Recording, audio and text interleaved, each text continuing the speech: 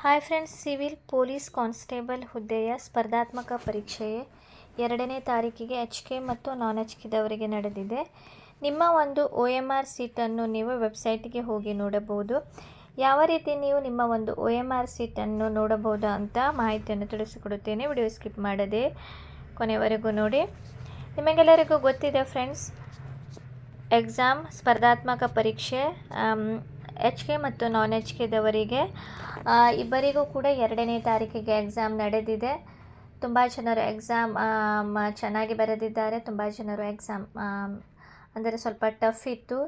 ಇನ್ನೂ ಕೆಲವಷ್ಟು ಅಭ್ಯರ್ಥಿಗಳು ಎಕ್ಸಾಮ್ ಫೇಸ್ ಮಾಡಲು ಸಾಧ್ಯವಾಗಲಿಲ್ಲ. ಯಾಕಂದರೆ ಟ್ರಾವೆಲಿಂಗ್ ಸಮಸ್ಯೆ ಇತ್ತು, ರೈಲ್ವೆ ಬರದೇ ಇದ್ದ ಕಾರಣ ಕೆಲವಷ್ಟು ಅಭ್ಯರ್ಥಿಗಳಿಗೆ ತೊಂದರೆ ಆಗಿದೆ. ಅದೇ ರೀತಿ ಕ್ವಶನ್ ಪೇಪರ್ ಮತ್ತು OMR ಸೀಟ್ ಒಂದು ನಂಬರ್ ಮಿಸ್ಮ್ಯಾಚ್ ಆದ ಕಾರಣ ಕೂಡ ಕೆಲವಷ್ಟು ಅಭ್ಯರ್ಥಿಗಳು ಎಕ್ಸಾಮ್ ಬರೆಯಲಿಲ್ಲ.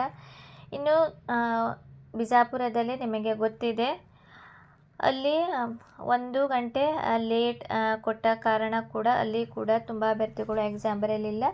ಈ ರೀತಿಯಾಗಿ ಕೆಲವಷ್ಟು ತೊಂದರೆಗಳು ಕೂಡ ಈ ಒಂದು ಎಕ್ಸಾಮಿನಲ್ಲಿ ನಡೆದಿದೆ. ಒಟ್ಟು ಇಲ್ಲಿ 4.5 ಲಕ್ಷ ಅಭ್ಯರ್ಥಿಗಳಷ್ಟು ಈ ಒಂದು ಎಕ್ಸಾಮ್ ಬರೆದಿದ್ದಾರೆ. ಸೊ ಈಗ ನೋಡಿ, ನಿಮಗೆ ಗೊತ್ತಿದೆ KEನಿಂದ ಮರುಪರೀಕ್ಷೆ ಬಗ್ಗೆ ಯಾವುದೇ ರೀತಿಯಿಂದ ಇನ್ನೂ ಸ್ಪಷ್ಟವಾದ ಮಾಹಿತಿ ಬಂದಿಲ್ಲ. ಅವರು ತಮ್ಮ ಒಂದು ಕೀ ಆನ್ಸರ್ ಕೂಡ ಆಲ್ರೆಡಿ ವೆಬ್ಸೈಟ್ನಲ್ಲಿ ಬಿಟ್ಟಿದ್ದಾರೆ.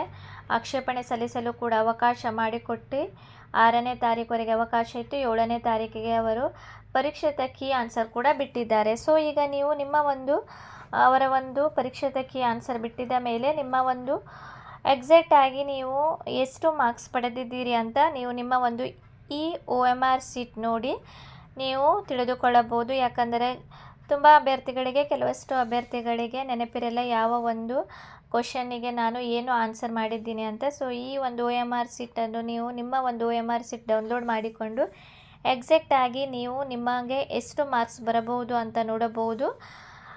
ಅದೇ ರೀತಿ ನೀವು ಫಿಸಿಕಲಿಗೂ ಕೂಡ ನೀವು ರೆಡಿ ಆಗಬಹುದು. ಯಾಕಂದರೆ ಟಫ್ ಇದ್ದ ಕಾರಣ ಸ್ವಲ್ಪ 50 ಅಬೋವ್ ಆದವರು ಆಲ್ಮೋಸ್ಟ್ ಎಲ್ಲರೂ ಕೂಡ ನಿಮ್ಮ ಒಂದು ಫಿಸಿಕಲಲ್ಲಿ ನೀವು ಸೆಲೆಕ್ಟ್ ಆಗುತ್ತೀರಿ. ಸೊ ಈಗ ನೋಡಿ, ಇಲ್ಲಿ ಕೇಂದ್ರವಾರು OMR ಲಿಂಕ್ ಅಂತ ಇದೆ, ಇದು KE ವೆಬ್ಸೈಟ್ನಲ್ಲಿ ಇದೆ. ಆಮೇಲೆ ಇಲ್ಲಿ ಸೆಲೆಕ್ಟ್ ಎಕ್ಸಾಮ್, ನೀವು ಯಾವ ಒಂದು ಎಕ್ಸಾಮ್ ಬರೆದಿದ್ದೀರಿ ಇಲ್ಲಿ ಈ ಎಲ್ಲ ಅಭ್ಯರ್ಥಿಗಳು ಕೂಡ OMR ತಮ್ಮ ಒಂದು OMR ಸೀಟನ್ನು ನೋಡಬಹುದು. Civil police constable requirement KK ನೋಡಿ 2ನೇ ತಾರೀಕಿಗೆ ಆದವರು. ಸಿವಿಲ್ ಪೊಲೀಸ್ ಕಾನ್ಸ್ಟೇಬಲ್ RPC ಇವರು ಕೂಡ ನೋಡಬಹುದು. ಆಮೇಲೆ IAS KS ಟ್ರೈನಿಂಗ್ ಎಕ್ಸಾಮ್ ಬರೆದವರು ಕೂಡ ತಮ್ಮ ಒಂದು OMR ಸೀಟ್ ನೋಡಬಹುದು.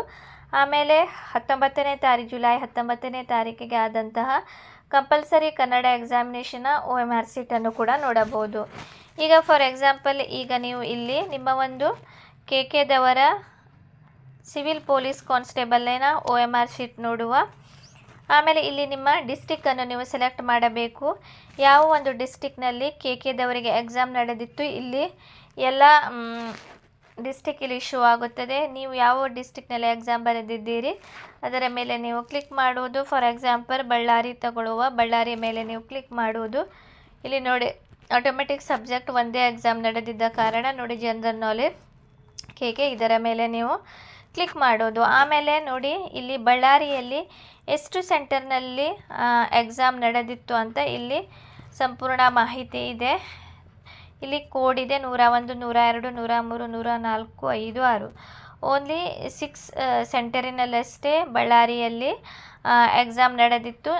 ಸೊ ಯಾವ ಒಂದು ಸೆಂಟರ್ನಲ್ಲಿ ನೀವು ಎಕ್ಸಾಮ್ ಬರೆದಿದ್ದೀರಿ ಅದರ ಮೇಲೆ ನೀವು ಕ್ಲಿಕ್ ಮಾಡೋದು. ನೋಡಿ, ಈಗ ಫಸ್ಟ್ ನಾನು 101 ಸೆಂಟರ್ ಕೋಡ್ ಇದರ ಮೇಲೆ ನಾನು ನೋಡಿ ಆ್ಯಕ್ಷನ್ ವ್ಯೂ ಇದರ ಮೇಲೆ ನಾನು ಕ್ಲಿಕ್ ಮಾಡಿದಾಗ ಇಲ್ಲಿ ನಿಮ್ಮ ಎಷ್ಟು ಅಭ್ಯರ್ಥಿಗಳು ಎಕ್ಸಾಮ್ ಅಟೆಂಡ್ ಮಾಡಿದರೋ ಅವರ ಎಲ್ಲರ ಕೂಡ OMR ಶೀಟ್ ಓಪನ್ ಆಗುತ್ತದೆ. ಸ್ವಲ್ಪ ವೆಬ್ಸೈಟ್ ಸ್ಲೋ ಇದೆ, ಓಪನ್ ಆಗುತ್ತದೆ ಫ್ರೆಂಡ್ಸ್. ನೋಡಿ ಫ್ರೆಂಡ್ಸ್, ಎಲ್ಲರದು ಕೂಡ ಇಲ್ಲಿ ಟೋಟಲ್ 576 ಅಭ್ಯರ್ಥಿಗಳು ಆ ಒಂದು ಸೆಂಟರಿನಲ್ಲಿ ಎಕ್ಸಾಮ್ ಬರೆದಿದ್ದಾರೆ. ಇಲ್ಲಿ ನೋಡಿ, ಟೋಟಲ್ 576 ಇಲ್ಲಿ OMR ಸೀಟ್ ಇದೆ. ಸೊ ನಿಮ್ಮ ಒಂದು OMR ಶೀಟ್ ಯಾವುದು ಅಂತ ಇದರ ಮೇಲೆ ನೀವು ನೋಡಿ ಅದನ್ನು ನೀವು ಡೌನ್ಲೋಡ್ ಮಾಡಿಕೊಂಡು ನಿಮಗೆ ಎಷ್ಟು ಎಕ್ಸಾಕ್ಟಾಗಿ ಮಾರ್ಕ್ಸ್ ಬಂದಿದೆ ಅಂತ ನೀವು ಇಲ್ಲಿಂದ ಡೌನ್ಲೋಡ್ ಮಾಡಿಕೊಂಡು ನೋಡಬಹುದು.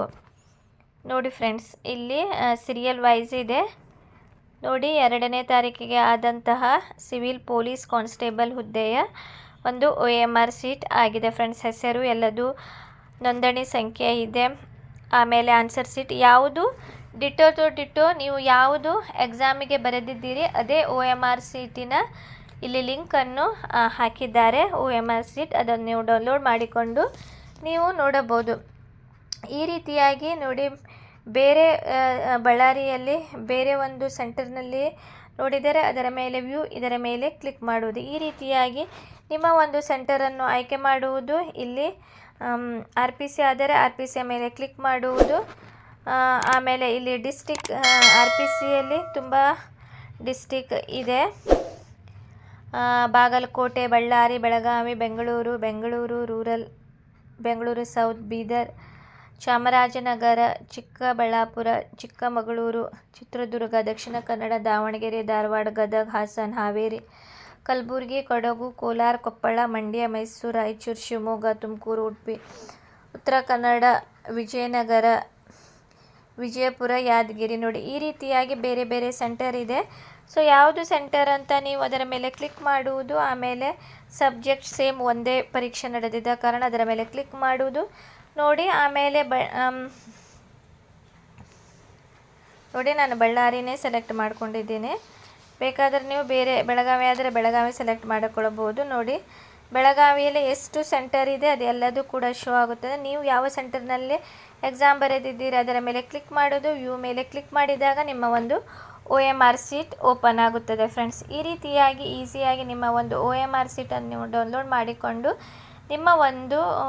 ನಿಮಗೆ ಎಷ್ಟು ಮಾರ್ಕ್ಸ್ ಬಂದಿದೆ ಅಂತ ನೀವು ಈಗ ನೋಡಬಹುದು. ಯಾಕಂದರೆ ಆಲ್ರೆಡಿ ಪರೀಕ್ಷಾ ಕೀ ಆನ್ಸರ್ ಕೂಡ ಬಿಟ್ಟಿದ್ದಾರೆ ಫ್ರೆಂಡ್ಸ್. ಏನಾದರೂ ಡೌಟ್ ಇದ್ದರೆ ನೀವು ಕಮೆಂಟ್ ಸೆಕ್ಷನ್ನಲ್ಲಿ ಕೇಳಬಹುದು.